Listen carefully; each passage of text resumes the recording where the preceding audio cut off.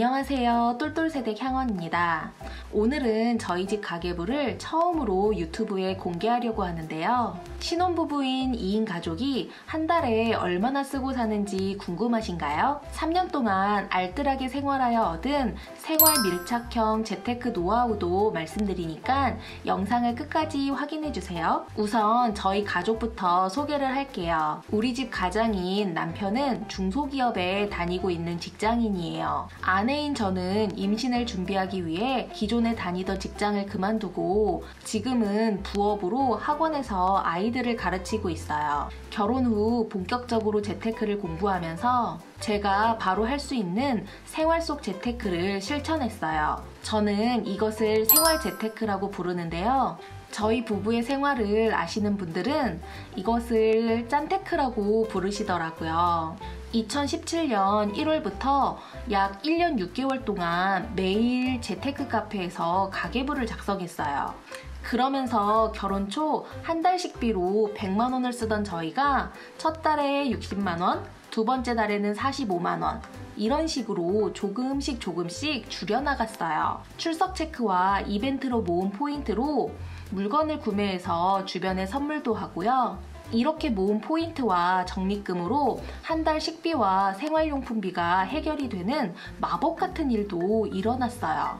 그러다 중간에 이런 생각이 들더라고요. 내가 언제까지 출석 체크하고 설문조사하면서 살 수 있을까? 이건 역시 노력해서 모은 건데 돈이 아니라는 이유로 너무 쉽게 사용하고 있는 건 아닐까? 그래서 저희 집 가계부의 기준을 정하고 저희 부부만이 사용하는 가계부 용어도 만들기 시작했어요. 그때의 경험 덕분에 전 누구나 딱 1년만 가계부를 제대로 쓰면 원하는 만큼 금액을 줄일 수 있다고 생각해요. 그럼 지금부터 화면을 보면서 저희 집 가계부의 기준과 3월 가계부 내용을 자세히 살펴볼게요. 저희 집 가계부의 기준은요. 첫째, 총 15만 원으로 식비, 생활용품비, 소액의 의료비를 사용한다. 두 번째, 외식과 간식은 부부의 용돈으로 각출한다. 세 번째, 꼼수 무지출에 기뻐하지 않고 현금 흐름에 따라서 상품권과 포인트도 동시에 지출 처리한다. 네 번째, 월 마감 후에 남은 생활비는 노화 통장에 이체한다. 다섯 번째, 당첨이 됐으나 안 팔리는 기프티콘, 저희는 이것을 현불콘이라고 부르고요. 또는 사용하는 것이 이득인 기프티콘은 50% 또는 판매 시의 금액만큼 지출을 처리하여 노화 통장에 넣는다. 마지막으로 비정기적으로 나가는 돈은 별도의 연간비 통장에 미리 모아서 사용한다예요. 그리고 저희가 저희 부부만이 사용하는 용어를 만들었는데요. 절약액이라고 하는 것은 현금화 불가능한 소멸 적립금이에요. 예를 들어서 GS샵의 적립금이라든지 삼삼해물의 적립금을 말하는 거고요. 두 번째로 현금화 가능한 것은 각종 금융 포인트, 기프티콘이 구매 가능한 포인트, 그리고 해피머니나 컬처랜드 같은 상품권을 의미하고요. 노화 통장은 많은 분들께서 저희 아기의 통장이나 종교적인 그런 통장인 줄 아시는데요. 노력과 아낌, 앞글자를 따서 만든 이름이에요. 노력하고 아낀 돈을 모아놓은 통장, 부업으로 노력하여 획득한 머니와 절약으로 아끼면서 획득한 머니를 모두 다 모아두는 통장이에요. 현불콘은 현금화가 불가능한 기프티콘이에요. 연간비는 제가 이전 영상에서도 말씀을 드렸는데요. 명절, 기념일, 계획된 경조사비, 세금, 검진비 등 비정기적으로 나가는 돈을 연간비라고 말하고 모아두고 있어요. 그럼 본격적으로 고정지출에 대해서 살펴볼게요. 저희 집 고정비는 크게 용돈 회비, 보험비, 통신비, 주거비, 교통 유류비 이렇게 5가지 항목으로 나눠지고요. 용돈에는 남편 용돈, 아내 용돈, 양가 가족 회비를 각각 5만 원씩 정해두고 있어요. 저희가 지난 영상에서 각각 부부의 용돈을 10만 원이라고 말씀을 드렸었는데요. 저희가 작년에 청약에 당첨이 되고 마이너스 통장에서 돈을 빌린 게 있어서 그거를 갚는 동안에만 5만 원으로 용돈을 줄이는 것으로 회의 끝에 결정을 했어요. 남편 용돈이 59,000원인 이유는 매달 초에 헤어 커팅이 있는데 이것 때문에 9,000원을 미리 남편 통장으로 넣어주고 있거든요. 그래서 그 돈이 총 20만 9,000원이에요. 보험비는 남편 보험은 실비와 암을 포함한 거고요. 저는 실비보험만 가입한 상태예요. 사회초년생 때 암보험이라고 생각하고 가입했던 CI 보험이 생각보다 저에게 맞지 않는 것 같아서 손해를 보고서는 정말 눈물을 머금고 해지를 했거든요. 그래서 이 정도로 지금 금액이 나와서 18만 7,856원 이렇게 저희가 지금 보험료로 납부하고 있어요. 저희가 내고 있는 이 보험료가 카드 실적에도 포함이 돼서 국민카드로 실적을 채우고 있어요.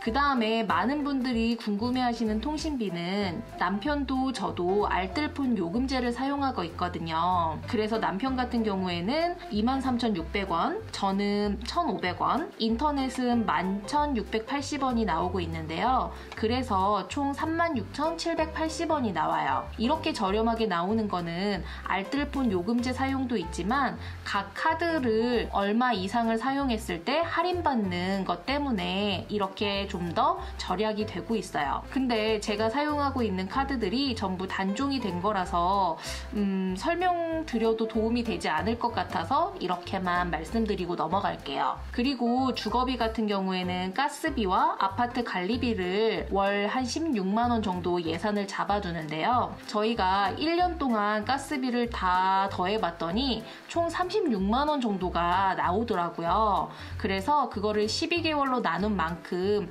3만 원의 금액을 미리미리 매달 빼놓고 있어요. 여름에 가스비가 좀 덜 나와도 3만 원을 미리 적립하고요. 겨울에 많이 나올 때 그때 모아둔 돈으로 쓰고 있고요. 그리고 아파트 관리비 같은 경우에는 신세계 상품권을 4% 정도 할인해서 아파트 아이 앱에서 쓱페이로 납부를 하고 있는데요. 그건 역시 영상으로 이미 만들어둔 것이 있으니까 궁금하신 분들은 참고를 하시면 좋을 것 같아요. 저희 집 고정비에서 가장 많은 부분을 차지하는 것이 교통 유류비 인데요. 예전 영상에서도 말했듯 남편의 회사가 차가 없으면 이동하기 쉽지 않아서 자차를 이용하고 있어요. 집마다 아끼는 부분과 쓰는 부분이 다른 것 같아요. 저희는 식비는 아끼는 대신 남편이 힘들게 출퇴근하는 건 싫어서 주유비는 조금 더 쓰고 있어요. 그 시간 동안 팟캐스트를 들으며 공부도 하고 스트레스도 덜 받을 수 있다고 생각하면 이 돈의 가치가 크다고 생각하거든요. 그래서 저희 집 고정비는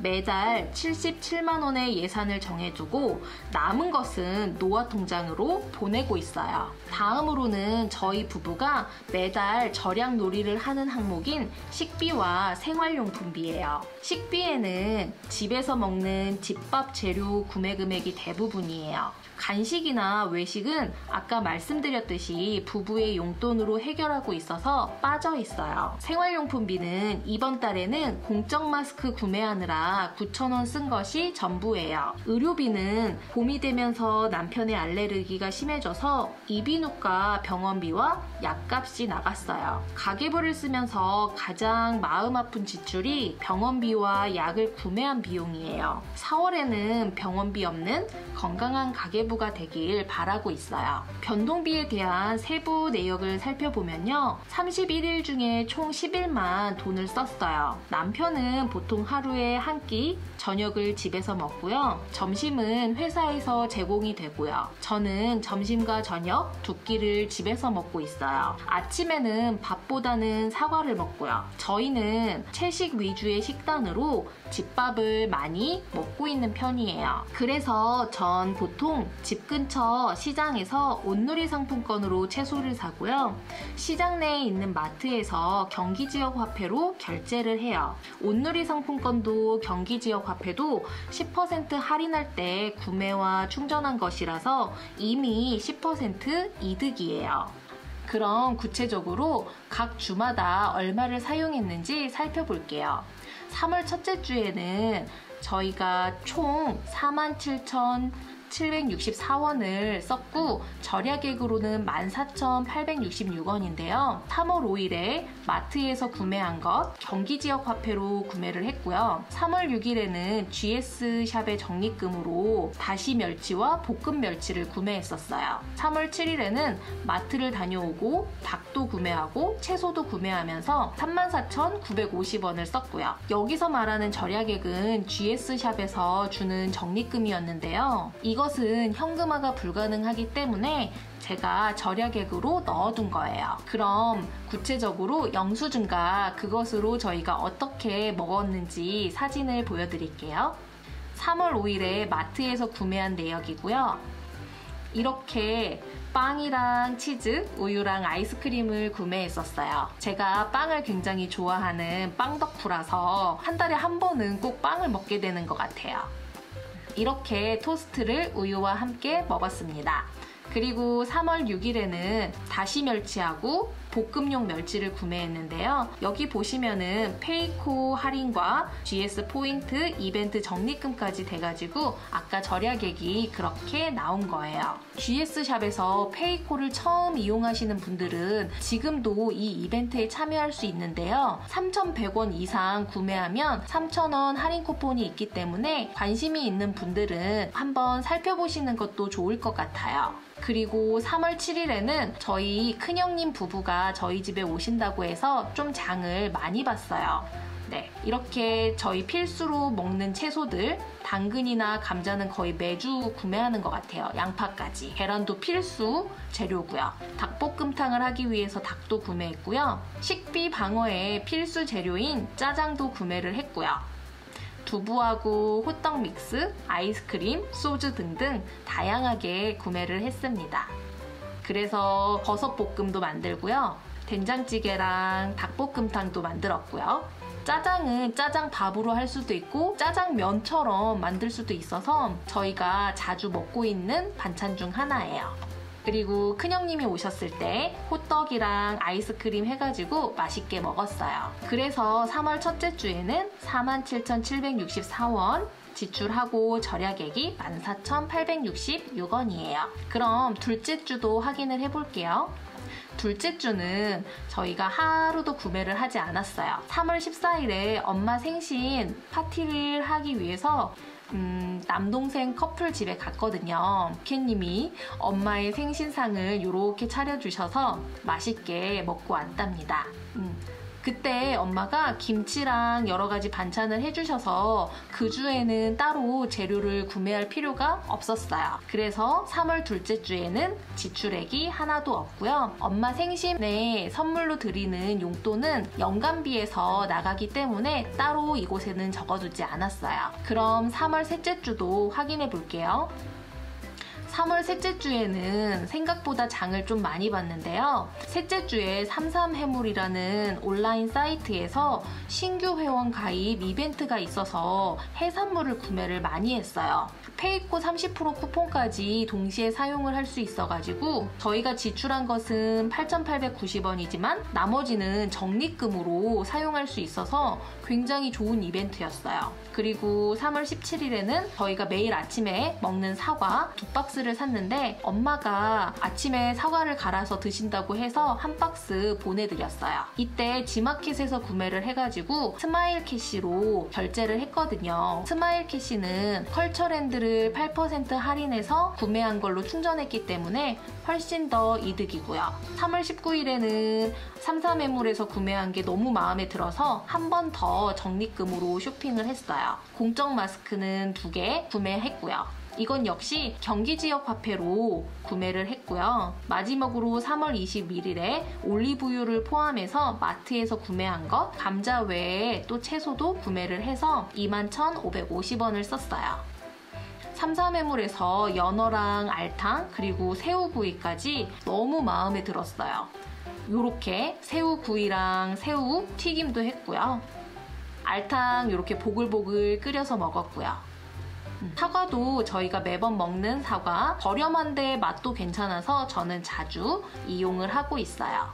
광고 같네요. 그렇지만 광고를 받지 않았다는 슬픈 소식입니다. 삼삼해물에서 해산물 산 게 너무 신선하고 좋아서 다시 한 번 더 구매를 했어요. 이때는 제가 블로그에 삼삼해물 너무 좋다고 글을 남겼거든요. 추천인 이벤트도 함께하고 있어서 많은 분들께서 저를 추천해 주셔가지고 두 번째로 구매한 것은 전부 다 적립금으로만 구매를 하게 됐어요. 정말 감사합니다. 이거는 그 다음 주에 식재료로 활용을 했어요.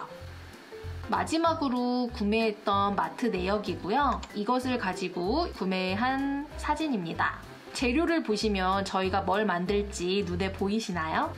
일단 미역국을 끓였고요.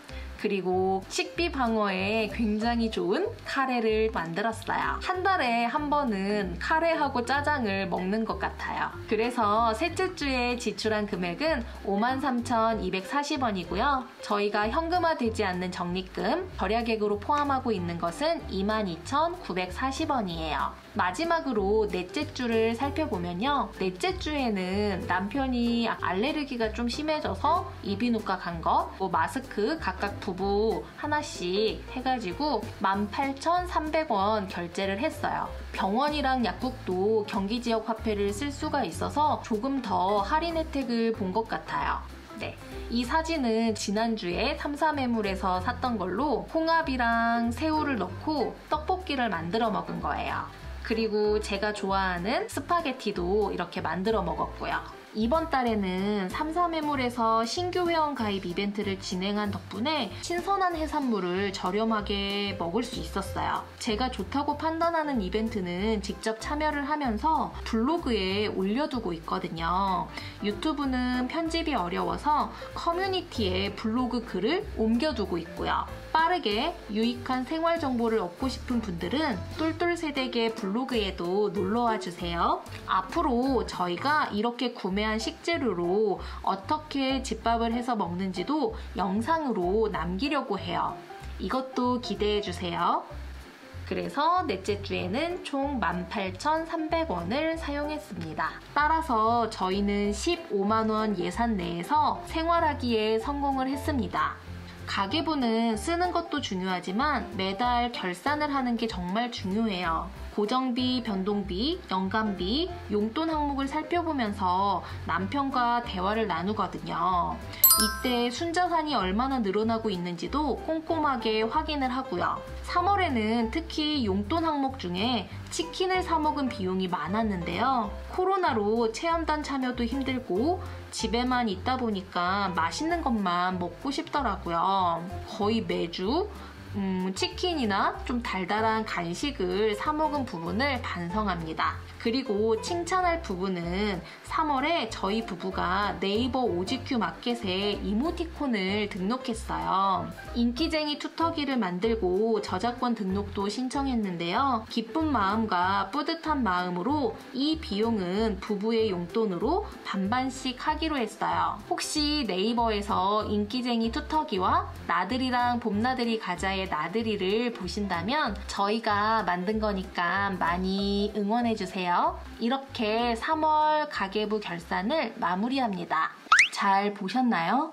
혹시라도 이 영상을 보시는 분 중 이 부부는 왜 이렇게 사는 거지? 라는 생각이 든다면 저의 이전 영상 중 절약의 힘, 내가 절약을 할 수밖에 없는 이유 라고 하는 영상을 봐주세요. 그럼 조금은 저희 부부를 이해하실 수 있을 거예요. 결혼 후 2인 가족 신혼부부는 식비로 얼마를 쓰고 고정비로는 얼마를 쓰는지 정말 궁금하더라고요. 근데 돈과 관련된 것은 가까운 분들에게 물어보기가 오히려 더 어려웠어요. 그러던 중에 남편 후배 부부가 한 달 식비로 20만 원을 쓴다는 말을 듣고 굉장히 충격을 받았어요. 우리는 식비로만 한 달에 100만 원 가까이 쓰는데 어떻게 20만 원으로 먹고 살 수 있지? 그게 가능한 건가? 거짓말하는 건 아닐까? 이런 의심까지 했는데요. 근데 생각보다 많은 사람들이 한 달에 10만 원 살기를 도전하고 있다는 거를 알게 됐어요. 당연히 못하는 건 줄만 알았던 생각의 장벽이 무너지고 나니까 어떻게 해야 가능할지 그 방법을 찾기 시작했어요. 그때 가장 큰 도움을 받은 것은 저보다 딱 1년 앞선 신혼부부의 가계부를 보는 거였어요. 이 영상을 보시는 분들도 각자의 상황에 맞는 가계부를 찾아보는 것이 정말 큰 도움이 될 거예요. 난 아이가 있으니까, 난 돈을 적게 버니까 돈을 못 모으는 거야, 이런 생각을 하다가도 같은 상황인데 그것을 해내는 분들의 글과 영상을 보면 동기부여가 되거든요. 저 역시 그렇게 살고 있는 과정을 영상으로 차곡차곡 담아두고 있어요. 식비를 아끼는 방법, 생활비를 아끼는 방법, 관리비를 조금 더 저렴하게 납부하는 방법, 부업으로 100만 원 모은 방법 등 구체적인 내용은 이전 영상을 확인해 주세요. 오늘의 영상이 여러분들에게 어떠셨을지 정말 궁금합니다. 저희 집 지출의 세부 내역을 공개한 만큼 떨리기도 하고요. 종종 댓글을 통해서 저희 집 재무제표를 궁금해 하셨는데요. 남편의 월급까지 공개하는 것은 좀 그런 것 같아서 이 정도로만 말씀을 드릴게요. 결혼 초 막막했던 저처럼 이 영상을 보시는 2인 가족에게 조금이나마 도움이 되리라고 생각해요. 앞으로도 매달 공개될 우리 집 가계부를 기대해 주세요. 혹시 아직 구독과 좋아요를 누르지 않으셨다면 구독과 좋아요를 눌러주세요. 오늘도 감사함으로 가득하고 풍요로움으로 가득 채워진 하루 보내세요. 감사합니다. 다음에 또 만나요.